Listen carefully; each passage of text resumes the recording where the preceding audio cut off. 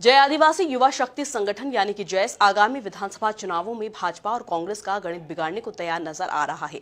आदिवासी इलाकों में लगातार हर गांव में इस संगठन की पकड़ मजबूत होती जा रही है, जिसका असर ये हुआ कि भाजपा के अंदर खानों में जैस को उनके सत्ता के रास्ते का एक रोड़ा समझा जा रहा है।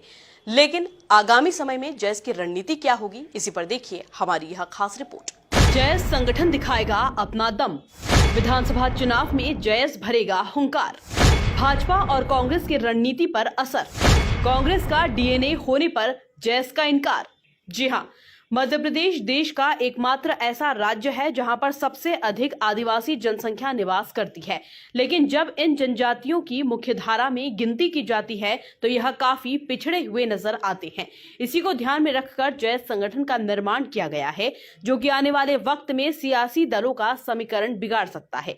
इसी की बानगी उस वक्त देखने को मिली जब बीजेपी के प्रदेश स्तरीय प्रशिक्षण वर्ग में जैस से नुकसान पर रणनीति बनाने पर चर्चा हुई। वहीं अब इस पर जैस भी मुखर नजर आ रहा है। जय आदिवासी युवा शक्ति जयस आज पूरे प्रदेश में विपक्ष की भी भूमिका निभा रहा है, क्योंकि विपक्ष को जिस प्रकार से भूमिका निभाना चाहिए विपक्ष अपनी भूमिका नहीं निभा रहा है।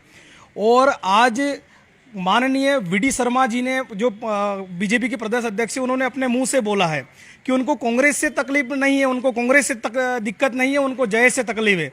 इसलिए वो जयस को लेकर अनर्गल बयान दे रहे हैं, असामाजिक संगठन बोल रहे हैं। इन शब्दों से साफ जाहिर होता है कि उनकी बौखलाहट जयस को लेकर जो हमको देखने को मिल रही है। लेकिन सरकार जो बेरोजगार युवाओं के साथ जो अन्याय शोषण कर रही है, उसको बेरोजगार युवाओं के साथ मिलकर जयस हमेशा लड़ाई लड़ता आया है और हमेशा लड़ते रहेंगे। वहीं पीसीसी चीफ कमलनाथ के जैस में कांग्रेस का डीएनए होने की बात पर संगठन के संस्थापक सदस्य महेंद्र सिंह कन्नौजी का कहना है कि जैस एक सामाजिक संगठन है जो कि अपने आंदोलन में किसी भी राजनीतिक दल का साथ नहीं लेता।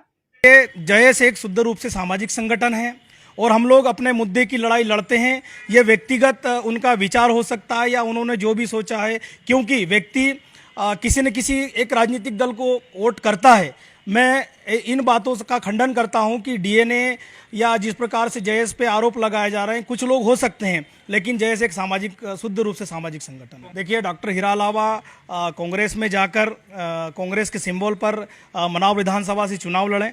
डॉक्टर अलावा जी को बोल सकते हैं कि वो कांग्रेसी हैं, लेकिन जयस के जितने भी पदाधिकारी हैं, जयस जो भी आंदोलन करता है शुद्ध रूप से सामाजिक होता है। उसमें कोई पार्टी का इन्वॉल्व या यूं नहीं कह सकते हैं कि ये पार्टी का काम कर रहे हैं। आगामी विधानसभा चुनाव में जैस के भी लड़ने की तैयारी है और उसके लिए मालवा निमाड़ की सीटों पर जैस का खास फोकस है। देखिए, जिस प्रकार से सरकार युवाओं के साथ शोषण कर रही है, युवाओं का जो हक अधिकार है वो नहीं दे रहे, किसानों के साथ अन्य अत्याचार हो रहा है, दबे कुचले लोगों के साथ अन्य अत्याचार हो रहा है। विपक्ष को जो भूमिका निभाना चाहिए, विपक्ष कहीं पे नहीं दिख रहा है।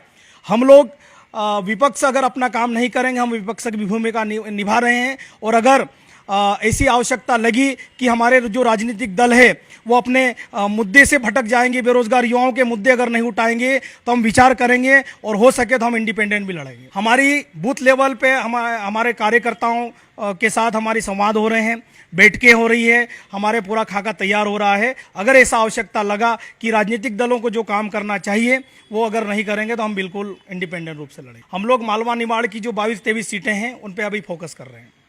देखिए, मैं तो सरकार को कहना चाहता हूं कि सरकार आपकी है, आप पूरे खुफिया जितने भी विभाग हैं सारे आपके हैं, हमारी जांच करा लीजिए। हम लोग अपने हक अधिकारों के लिए डंके की चोट पर अपनी बात बोलते आए हैं और बोलते रहेंगे। सरकार या बीजेपी के या किसी भी नेता के कहने से हम लोग रुकने वाले नहीं हैं। जैस राजनीतिक दलों को कितना नुकसान पहुंचा पाएगा ये तो आने वाला वक्त ही बताएगा, लेकिन ये तो साफ है कि सियासी दलों ने जैस को लेकर खास रणनीति पर काम करना शुरू कर दिया है। Bureau report, MP news, Indore.